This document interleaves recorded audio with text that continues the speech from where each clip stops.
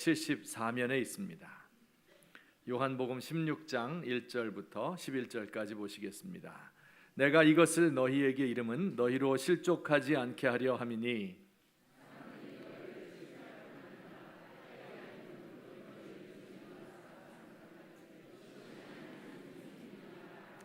그들이 이런 일을 할 것은 아버지와 나를 알지 못함이라.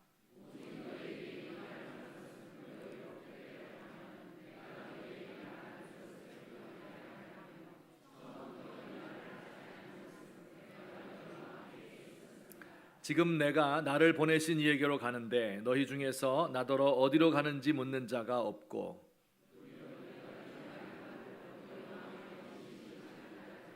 그러나 내가 너희에게 실상을 말하노니 내가 떠나가는 것이 너희에게 유익이라. 내가 떠나가지 아니하면 보혜사가 너희에게로 오시지 아니할 것이요 가면 내가 그를 너희에게로 보내리니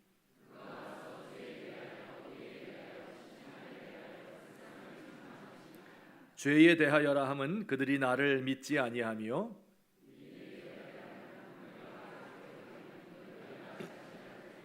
같이 봅니다.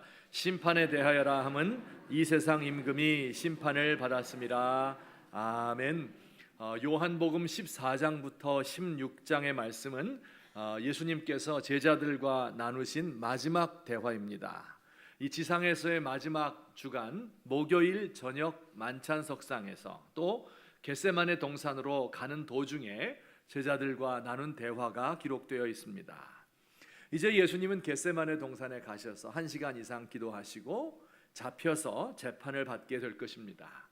밤 서너 시경 유대인의 공회에서 재판을 받아 사형 판결을 받겠고 또 금요일 아침 동이 틀 때는 로마 총독 빌라도에게 다시 재판을 받아서 역시 사형 판결을 받습니다. 오전 9시, 금요일 오전 9시에는 십자가를 지고 가서 못이 박히고 오후 3시에 숨을 거둡니다. 그러니 이제 예수님의 재판까지 약 너댓 시간밖에 남지 않은 밤중의 일입니다. 예수님은 자신이 사형 판결 받고 십자가에 죽을 것을 아셨죠. 그리고 오늘 본문에서 자신의 재판에 대해서 말씀하고 계십니다. 조금 있으면 예수님은 산헤드린 공회와 빌라도 법정에서 심판을 받게 될 것입니다. 예수님은 가장 흉악한 죄인으로 선고를 받게 되지요. 예수님을 죽인 사람들은 눈의 가시와 같았던 저 예수를 죽이고서는 모여서 자축 파티를 열 것입니다. 이제야 정의가 실현되었구만 하면서 즐길 것입니다. 자, 여기서 예수님께서 문제를 제기하는 거예요. 내가 죄인의 신분으로 죽게 되는데 과연 정말 내가 죄인일까? 이 죽인 사람들은 정의가 실현되었다고 좋아하는데 과연 정말 정의가 실현된 것일까? 나를 심판한다고 하는 산헤드린 공회와 빌라도 총독은 정말 정당한 심판을 한 것일까?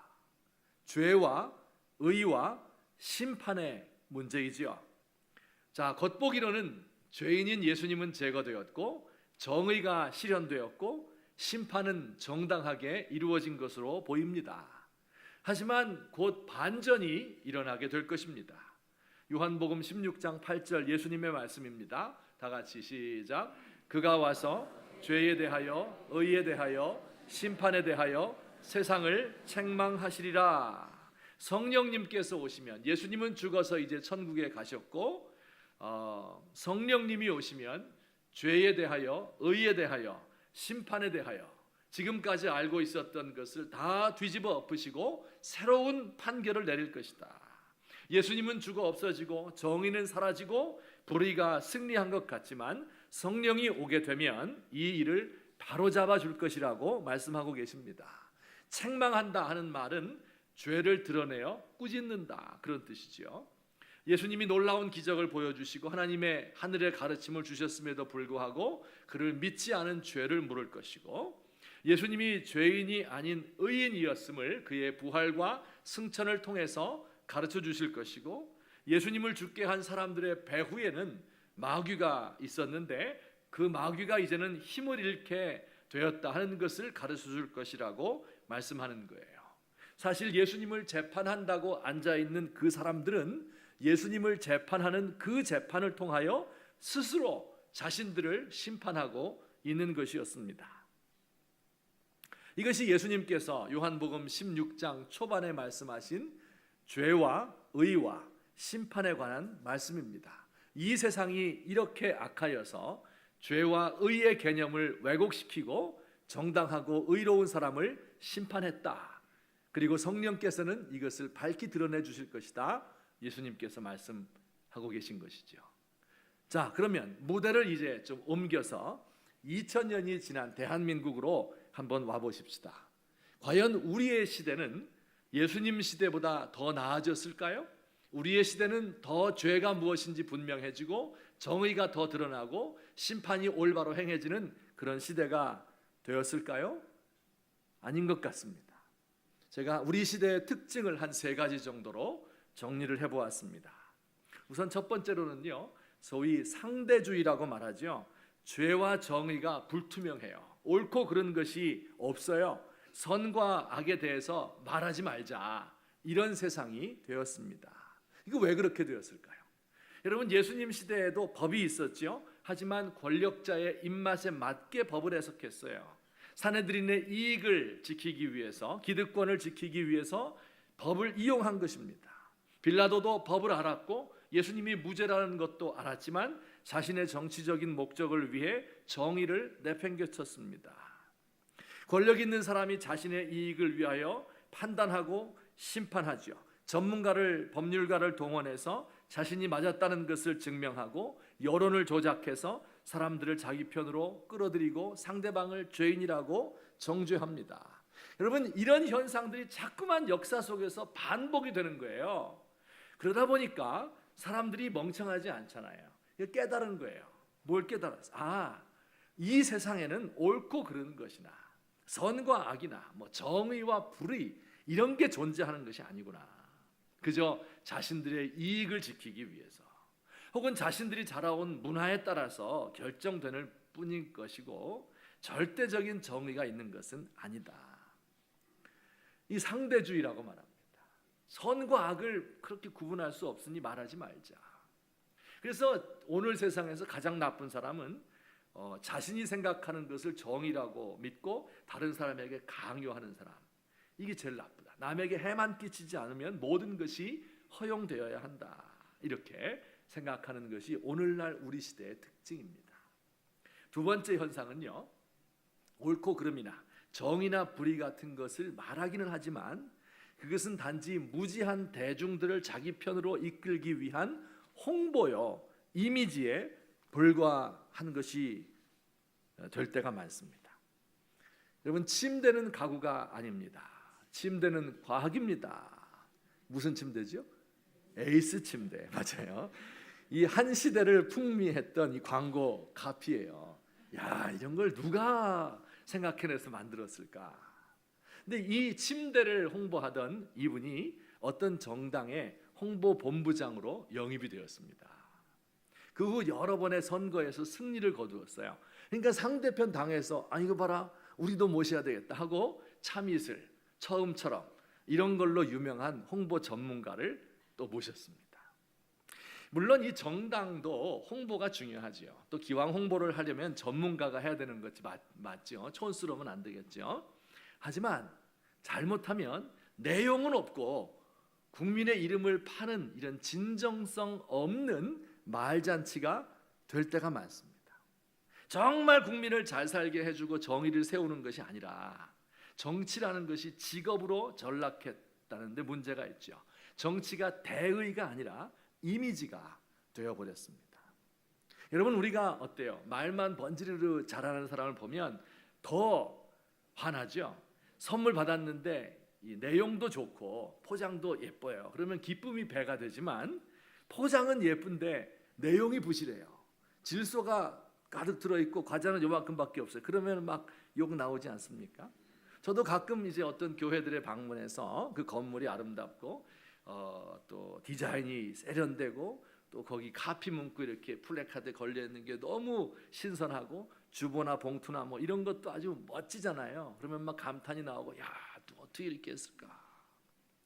그러나 교회의 본질이 뭐예요? 하나님의 말씀이 선포되어야 되는데 이것이 실종되고 목회자는 타락하고 성도들의 거룩성을 잃어버렸다고 하면 그 포장이 다 무슨 소용이 있겠어요?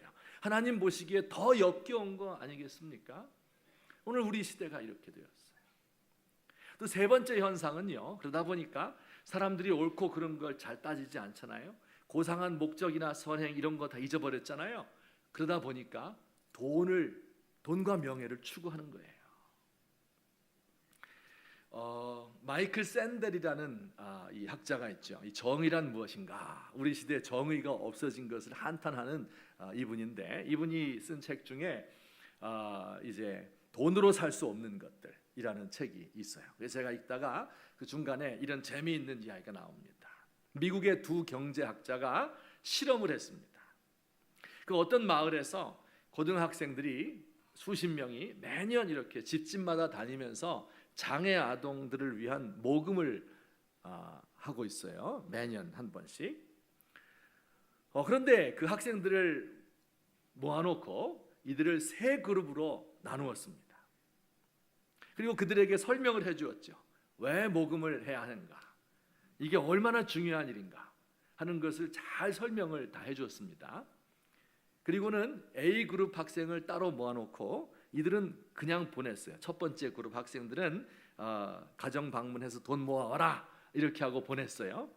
두 번째 그룹 학생들에게는 내가 너희들 모금해온 액수의 100분의 1, 1%를 주겠다. 보상금으로 주겠다. 이렇게 약속을 했어요. 세 번째 그룹 학생들에게는 모금한 액수의 10%를 주겠다. 이렇게 약속을 하고 이들을 다 내보냈습니다. 물론 서로 잘 모르게 하고.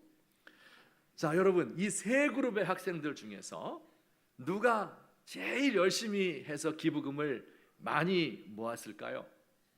첫 번째 사람은 다시 한번 질문. 첫 번째 학생들에게는 그냥 보낸 거예요.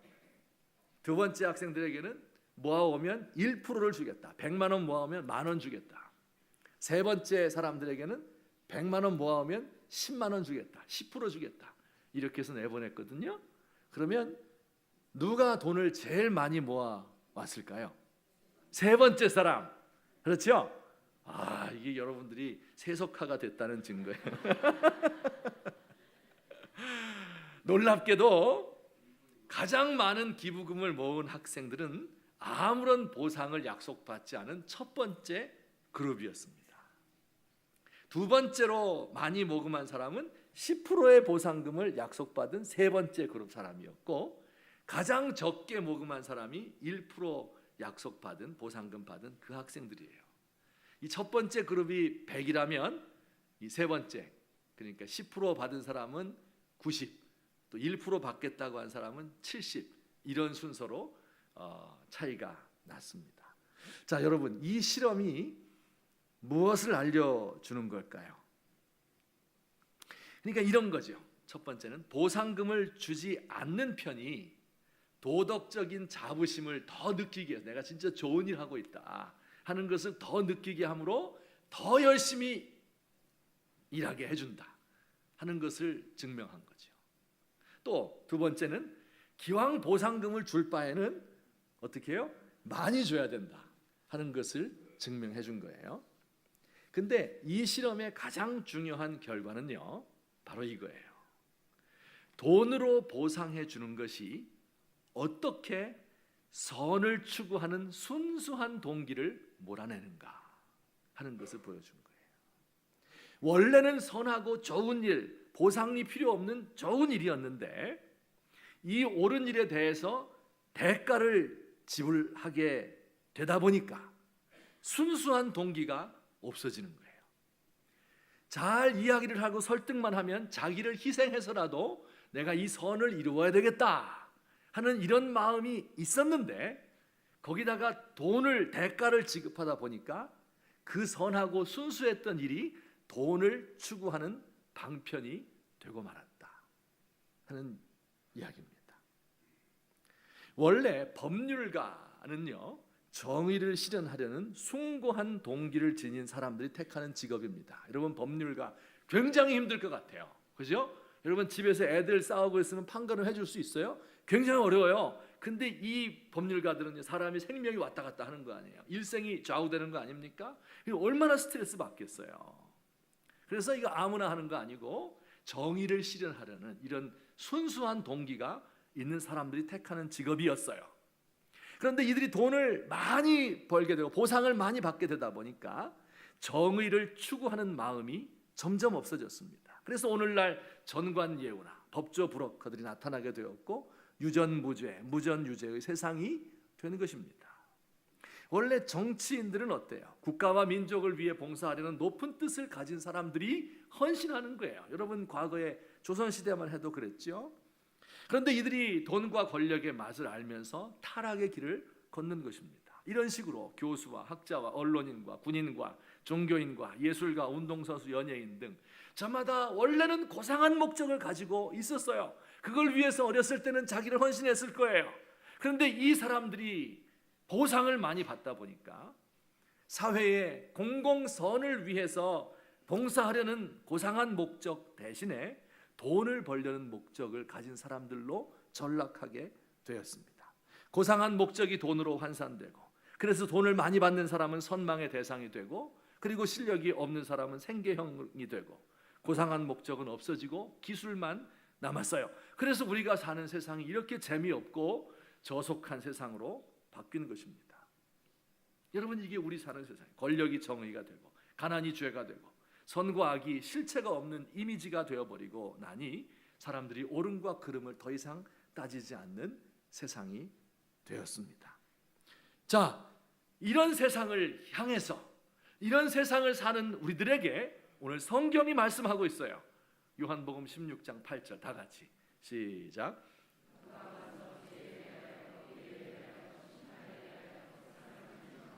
예, 어때요 여러분? 확 들어오죠? 안 들어옵니까?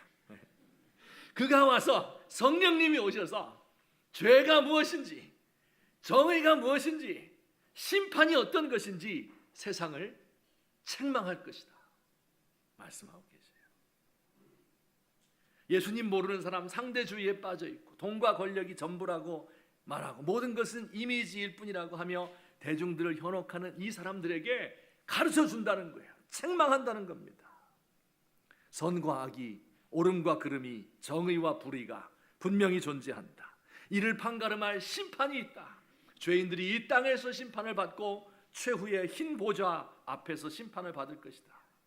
예수님은 지금 보이지 않지만 성령께서 오셔서 세상의 일을 드러내실 것이며 세상을 책망할 것이다. 여러분 지금도 성령께서 일하시면서 우리에게 무엇이 죄인지 정의인지를 드러내시고 세상을 책망하는 분임을 믿으시기를 주님의 이름으로 축원합니다. 근데 이런 질문은 들지요. 아니 성령께서 지난 2000년 동안 그렇게 열심히 하셨으면 지금쯤이면 사람들이 죄가 뭔지 정의가 뭔지 심판이 좀 올바르게 되면 좋겠는데 왜 그런 일은 잘 일어나지 않을까? 이런 질문이 들죠. 과연 성령께서 죄와 정의와 심판에 대해서 드러내고 책망한다고 했는데 어떤 방식으로 하시는가? 기적을 나타내 주셔서 나쁜 것들은 다 쓸어버리고 의로운 사람은 높이 올려주시면 얼마나 좋을까? 정의로움이 이런 것이다, 나의 뜻은 이것이다, 하늘의 글을 쫙 펼쳐주면 좀 좋아요?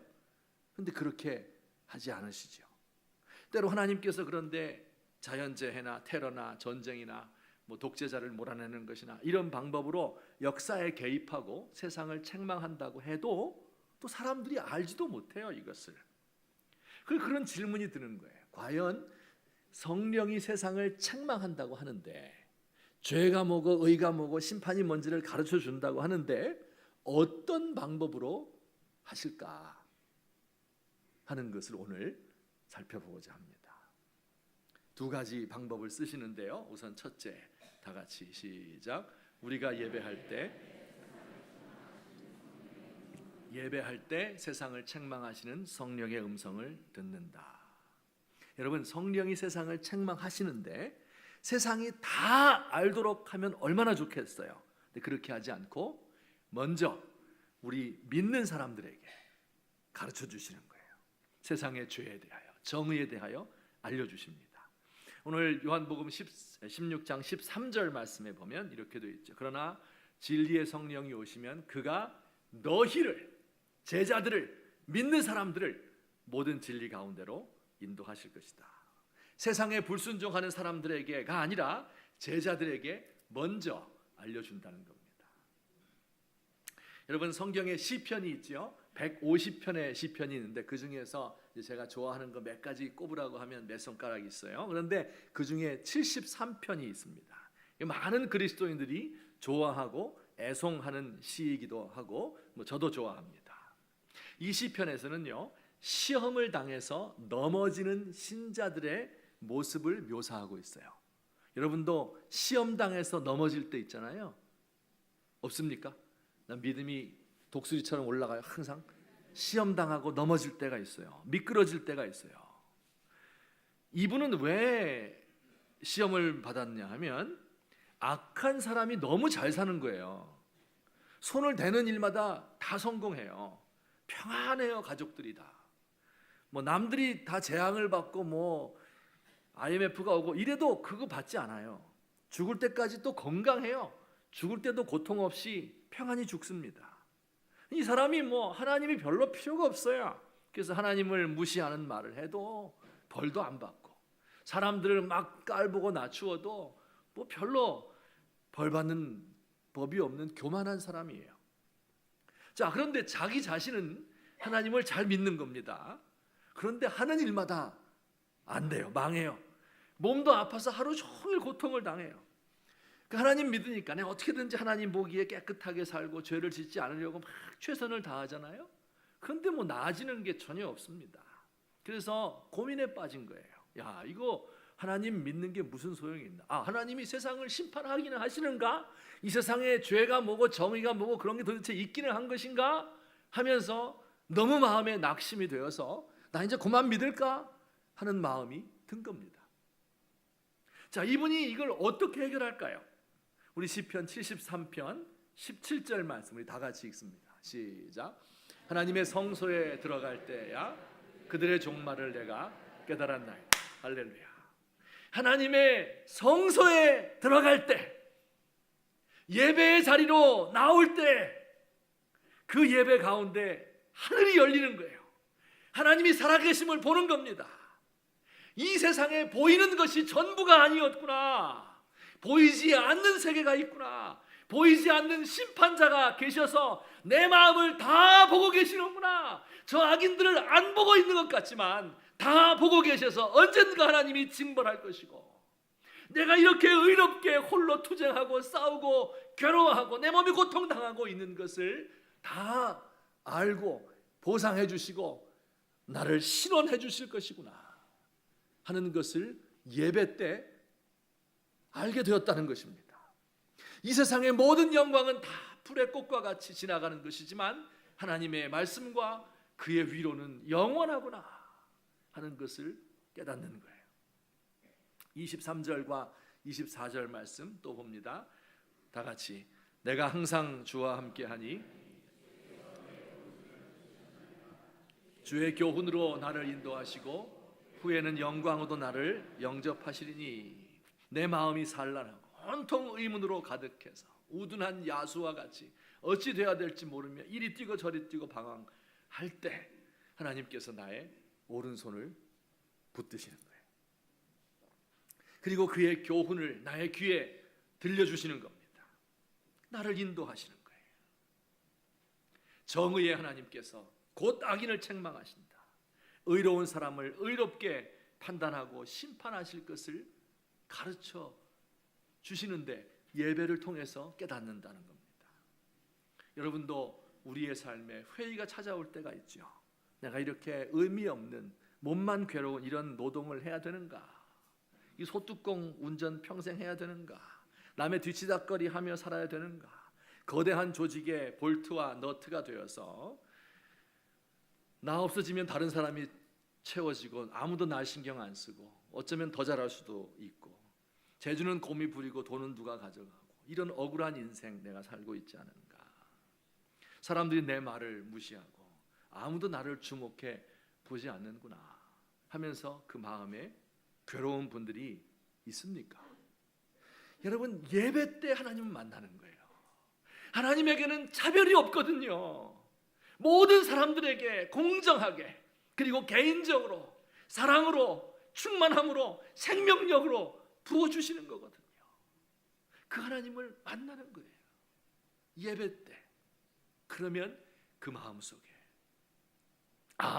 성령이 살아계시는구나, 이 세상의 죄에 대해서 심판하시는구나, 나의 의를 높이 드러내어 주시는구나, 이 세상의 모든 재판관들의 위에 계신 분이 하늘의 재판관이구나 하는 것을 알게 됩니다.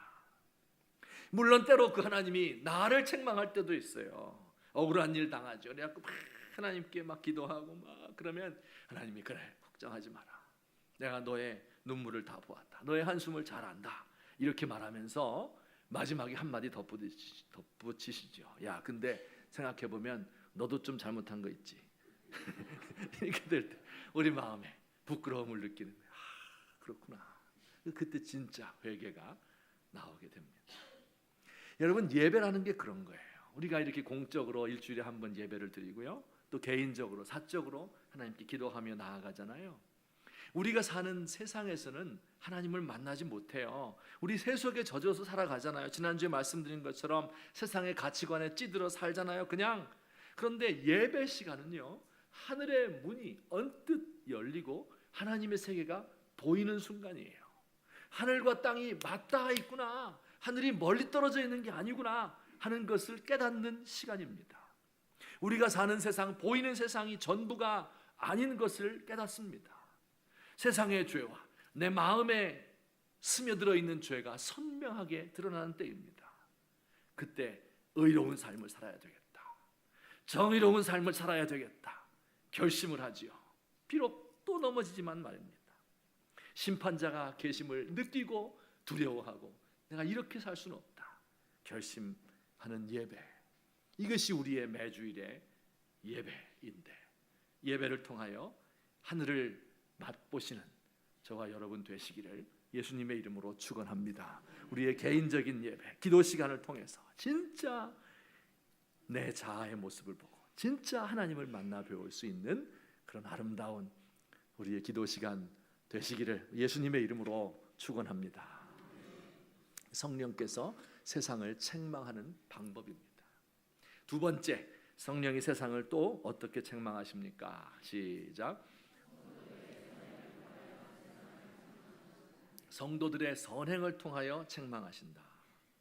성령께서 세상을 책망할 때 하늘에 막 글씨를 쓰거나 악인을 꼬꾸라지게 만들거나 이렇게 잘 하지 않는다고 그랬죠. 또 그렇게 해도 못 알아먹는다고 했죠. 그 세상을 책망하는데, 그럼 세상 사람들에게는 어떻게 전달돼야 되는가? 성도들이 그 예배 시간에 자신이 깨달은 성령의 음성이 있잖아요. 그 깨달은 것을 세상에 전해주는 거예요. 성령이 직접 하는 게 아니라 우리를 동역자로 삼아서 우리 신자들이 성령의 책망을 세상에 전하는 겁니다. 여러분 보세요. 고린도전서 2장 15절 말씀, 놀라운 말씀입니다. 우리 다 같이 고린도전서 2장 15절 읽습니다. 시작. 신령한 자는 모든 것을 판단하나 자기는 아무에게도 판단을 받지 아니하느니라. 야, 이런 교만한 이야기 같죠? 어떻게 보면 신령한 자, 그 하나님 만난 사람이에요. 내 죄를 깨닫고 세상의 죄를 안 사람이에요. 이 사람은 세상을 판단하는 거예요. 높은 자리에 올라서서 초월해서 세상 사람들을 내려다보며 판단하는 거예요. 자기는 판단받지 않아. 하나님으로부터 판단받지요. 세상으로부터 받는 게 아니에요. 고전 6장 2절과 3절 더 놀라운 말씀, 다 같이 시작. 성도가 세상을 판단할 것을 너희가 알지 못하느냐? 우리가 천사를 판단할 것을 너희가 알지 못하느냐? 세상을 심판하게 될 것이고, 우리 믿는 사람들이 심지어 천사를 심판하게 될 것이다. 이렇게 성도의 지위가 높아지는 거예요. 이것은 그 예배 때 하나님의 말씀을 우리가 받았기 때문에 이와 같은 자격을 가지게 됩니다. 자, 그러면 이것을 어떻게 세상에 전달하면 되나요? 막 나가서 말로 하는 거예요? 사람들 만나서 쏴붙이고 너 죄인이지 막 이렇게 하는 거예요? 설교 열심히 하면 돼요? 설득하면 돼요? 책을 써서 내면 됩니까? 여러분, 입으로 하는 게 아니에요. 예수 믿는 사람들이 이제 사람들로부터 좀 비난받는 이유가 입으로 하는 거를 너무 잘한다. 말 잘하는 사람, 말 잘하면 뭐예요? 말 잘하면 공산당인데 근데 그보다 한술 더 뜨는 사람이 예수쟁이들이에요. 말로는 뭐 다 잘해요. 근데 성경에서는 말로 책망하는 게 아닙니다. 뭘로 책망해요? 베드로전서 2장 15절 말씀 다 같이 시작. 곧 선행으로 어리석은 사람들의 무식한 말을 막으시는 것이라. 뭘로요? 선행으로.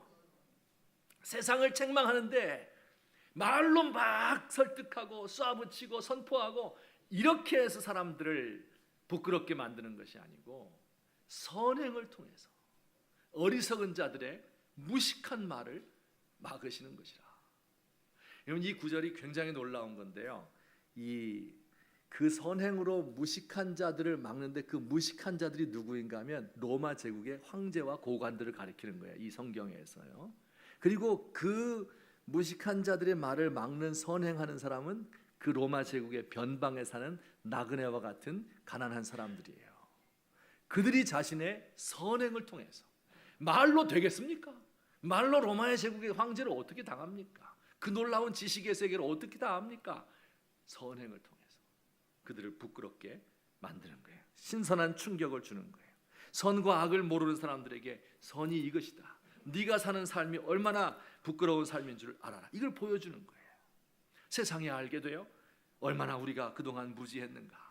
그리고 그리스도인들의 삶을 따라 사는 것이 얼마나 깨끗하고 얼마나 거룩하고 얼마나 행복한 삶인지를 배우도록 해라 하는 것이 성경의 가르침입니다. 이 한 사람 이야기를 해드리고 오늘 설교를 마치도록 하겠습니다. 우리 한국 교회사 역사에 나오는 위대한 인물 가운데 이자익이라는 분이 있습니다. 이분은 경남 남해군 출신인데 어렸을 때 아주 갓난아기 때 아버지가 돌아가시고 또 12살 때 엄마마저 돌아가셨어요. 그래서 굉장히 가난한 끼니를 굶다 못해서 고향을 버리고 여기저기 전전하면서 떠돌이 생활을 하게 됩니다. 곡창지대에 가면 무엇이라도 얻어먹겠지 하는 마음으로 우리나라 곡창지대가 전라북도 제일 크잖아요. 그쪽으로 가서 김제라는 곳에 도달했습니다. 어떤 부잣집에 갔어요. 나를 머슴으로 삼아주시면 죽도록 일하겠습니다. 충성하겠습니다. 해서 머슴으로 들어갔습니다. 열심히 일했고 주인의 말을 돌보는 마방에서 일하는 사람이 되었어요. 그 주인의 이름은 아까 그 청년의 이름 뭐라 그랬죠? 이자익. 그다음에 이 주인의 이름은 조덕삼입니다. 그는 이렇게 생겼어요. 제가 꾸며낸 얘기하는 거 아니라 진짜 있었던 분이에요. 전주에까지 이름을 떨칠 정도로 그 전북 지역에서 최고 가는 부자였어요. 조상 대대로 부자였습니다. 자, 그런데 마침 그때 미국 남장로교의 선교사 최의덕 테이트라고 하는 선교사님이 복음을 전하다가 이 집에 그 대감마님한테 전하기는 힘들잖아요. 마국간에 가기 쉽잖아요. 그래서 마방에 와서 전도를 했습니다. 딴 사람들 다 비웃었지만 이때 이자익이 예수를 믿었어요. 그리고 주인과 가까이 있는 시간이 좀 있잖아요. 그래서 그 주인도 예수 믿으세요. 이렇게 주인을 전도를 해서 조덕삼 또 그의 가족 온 식솔들이 예수를 믿고 세례를 받았습니다. 이 테이트 선교사가 보니까 금산교회를 세웠거든요. 그 금산교회에 이 두 사람이 훌륭한 일꾼이에요. 부자인 조덕삼과 그리고 그의 마부인 이자익을 교회의 영수로, 오늘날로 말하면 이제 집사로 임명을 해서 김제의 금산교회에서 섬기도록 했습니다. 근데 이자익은 좀 똑똑했던 것 같아요. 그래서 주인집 아들이 글을 배우는데 그걸 어깨너머로 배워서 글을 깨우쳤어요. 한글도 깨우치고 한문도 다 알게 되었습니다. 세월이 지나서 1908년이 되었을 때 이 금산교회에서 일꾼을 선출해야 되겠다. 장로 투표를 하는 때가 되었습니다.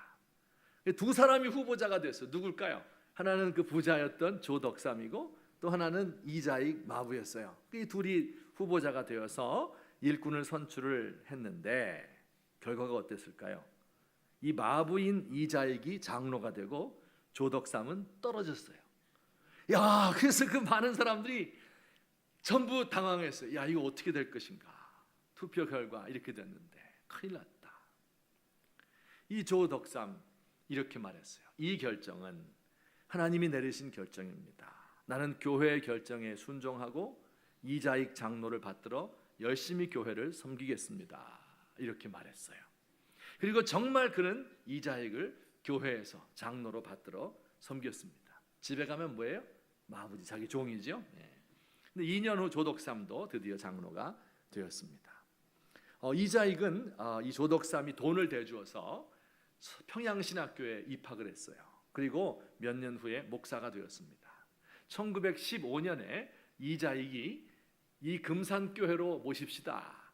조덕삼이 이야기해서 금산교회로 그를 모셨어요. 이분이 이자익, 젊었을 사진은 없고 연세 들었을 때 모습입니다.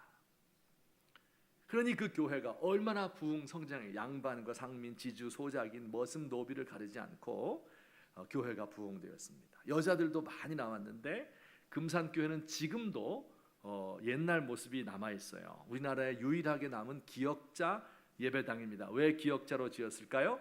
정면에 남자들이 이렇게 앉아 있는 거예요. 그리고 이쪽에 왼쪽에 여자분들만 있어요. 그 남자 목사는 남자잖아요. 선교사 이자익 남자는 남자들만 보고 설교해야 돼. 옛날에 여자들 쪽 보지 않아요. 저도 그 전통에 이렇게 생겼어요. 기역자로 지금도 있습니다. 그래서 저도 이제 남자들 보고 설교하려고 노력해요. 여자 보고 설교하다가 시험 들까봐 그 가능성이 좀 낮지만 하여튼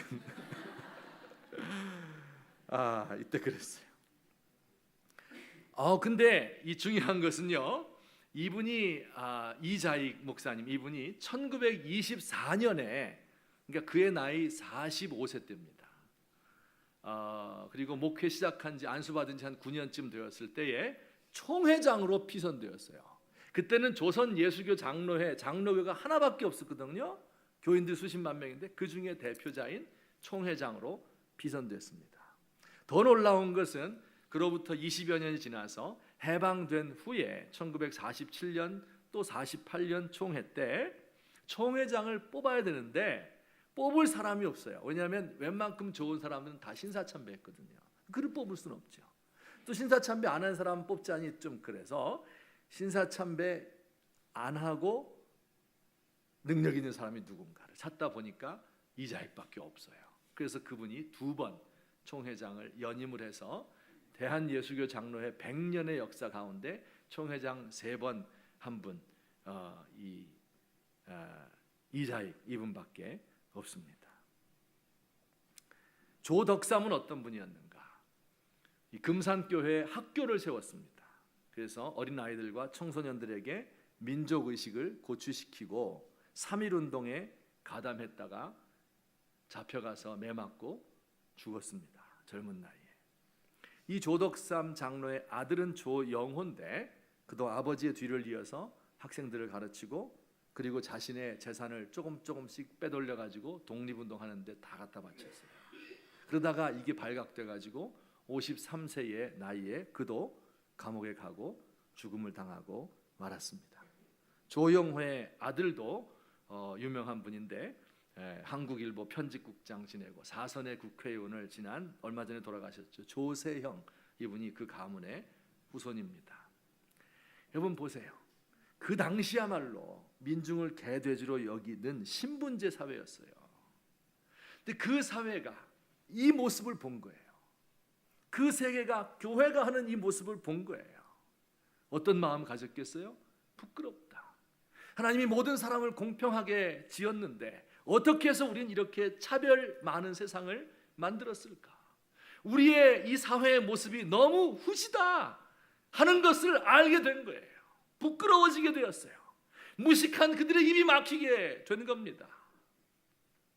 여러분 그래서 전북 김제라는 곳은 한국에서 가장 복음화율이 높아요.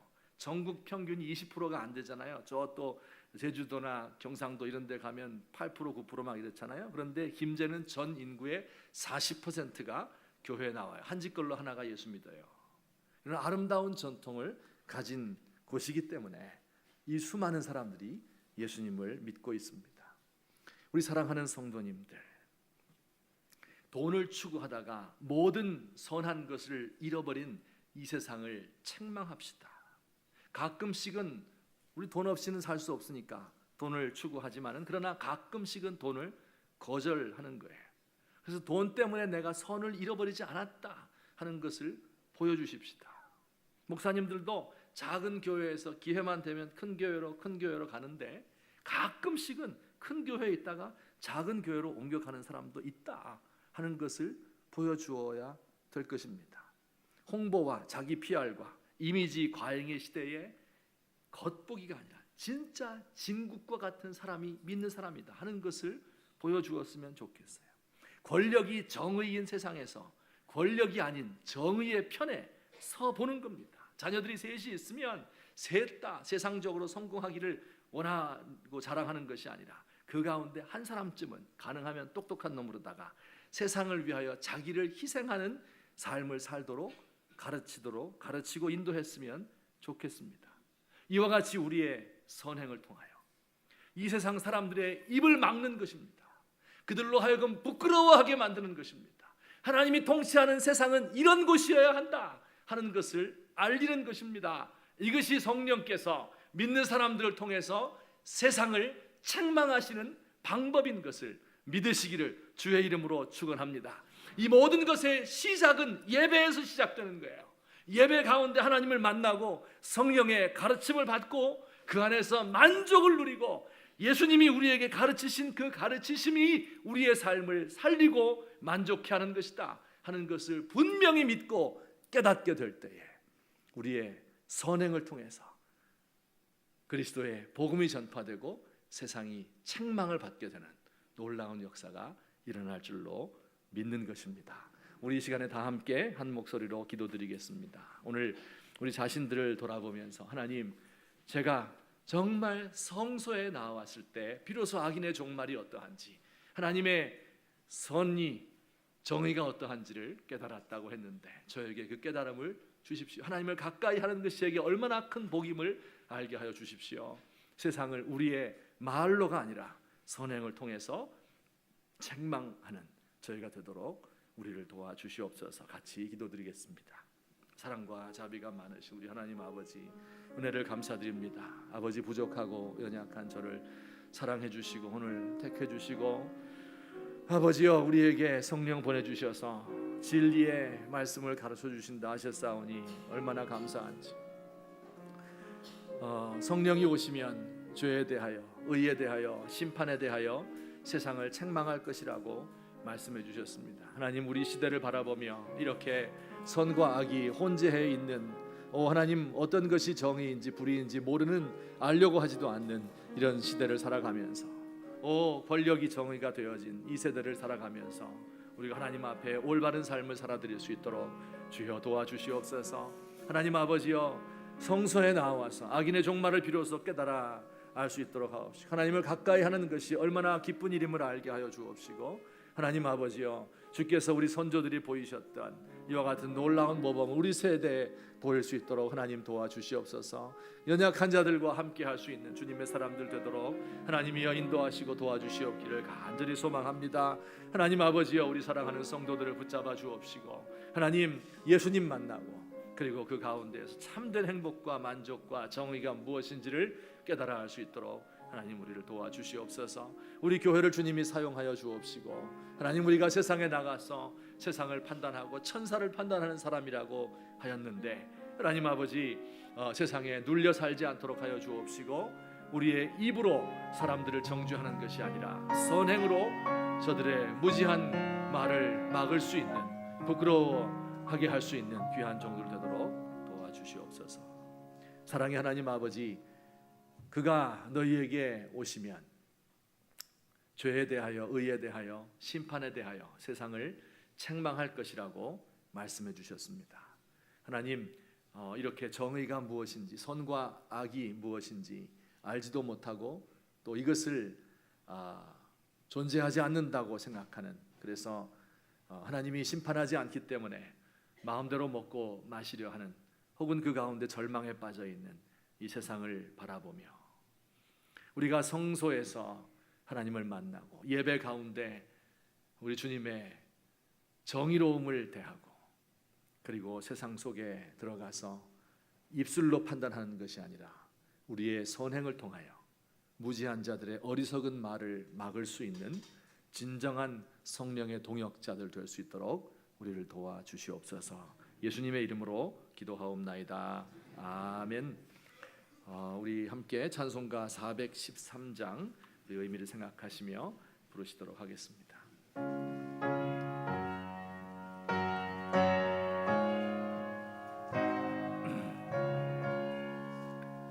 내 평생에 가는 길 순탄하여 늘 잔잔한 강 같은지 큰 풍파로 무섭고 어렵든지 나의 영혼은 늘 편하다. 내 영혼 평안해. 내 영혼 평안해. 저막 위는 우리를 삼키려고 이 벌리고 달려와도 주 예수는 우리의 대장되니 끝내 싸워서 이기리라. 내 영혼 평안해. 내 영혼 평안해. 내 지은 죄 주홍빛 같더라도 주 예수께 달되면 그 십자가 비로소 다시 세상 흰 눈보다 더 정하리라.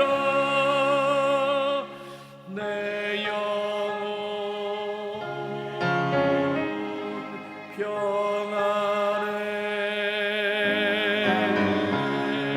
내 영혼 평안해. 우리 다 함께 자리에서 일어나셔서 저 공중의 구름이 일어나며 나팔 울릴 때에 주 오셔서 세상을 심판해도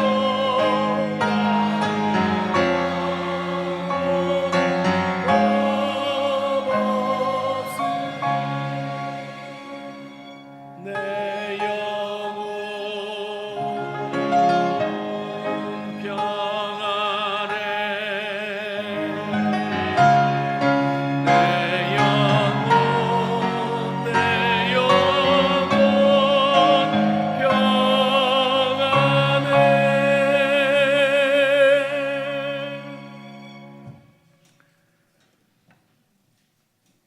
사랑의 하나님 아버지, 오늘 우리 주님 앞에 나와 경배와 찬양을 드리며 또 우리의 예물을 바쳐서 하나님의 이름을 높여드립니다. 우리 주님께서 우리에게 재물 얻을 능력을 주셨음을 고백하는 마음으로 또 우리의 삶을 인도하시는 그 성령님께 감사의 마음으로 주께 예물 바쳤습니다. 하나님께서 기쁘게 받으시고 또 주님의 원하는 곳에서 사용하여 주시옵소서. 하나님, 우리 성도들의 모든 가정이 주 안에서 평화롭게 하여 주옵소서. 우리가 들어가는 모든 직장이 우리들 때문에 형통할 수 있도록 하옵시고 또 우리가 손을 대는 모든 사업과 또 우리의 맺는 모든 관계들이 주 안에서 성공을 거둘 수 있도록 우리 하나님 도와주시옵소서. 하나님 아버지, 때로 우리의 삶에 고통이 찾아오고 또 우리의 육신의 질병이 있고 우리의 영혼의 아픈 상처가 있고 또 많은 세상의 실패와 또 연약함 때문에 하나님, 사람들의 관계가 파괴되어서 끊을 수 없는 죄의 중독으로 인하여서 참 고통을 당하며 눈물을 흘리고 탄식 가운데 하루를 보내는 성도들이 있습니까? 주님께서 기억하시고 찾아가 주시고 성소에 들어가서 주님을 만나는 복을 허락하시며 주께서 그의 오른손을 붙잡아 일으키시고 그의 귀에 교훈을 가르쳐 주시옵소서. 하나님, 이 세상이 복잡하고 어지럽고 무엇이 선인지 무엇이 정의인지 혼재되어 우리가 알지 못하고 판단하기 어렵습니다. 성령님께서 우리에게 지혜를 허락하여 주옵시고 우리의 말이 아니라 선행을 통하여서 사람들을 부끄럽게 하며 성령님의 그 책망을 세상에 드러낼 수 있는 귀한 일꾼들 되도록 우리의 한 주간의 삶을 지켜 주시옵소서. 이제는 우리 구주 예수 그리스도의 은혜와 하나님 아버지의 사랑과 성령님의 교통하심이 오늘 이 시간 주 앞에 나와 주의 말씀 듣고 결심하고 돌아가는 주의 사랑하는 백성들 머리 위에 또 이제 성경학교와 수련회를 앞두고 있는 우리의 사랑하는 자녀들 머리 위에 또 우리 백석 학원과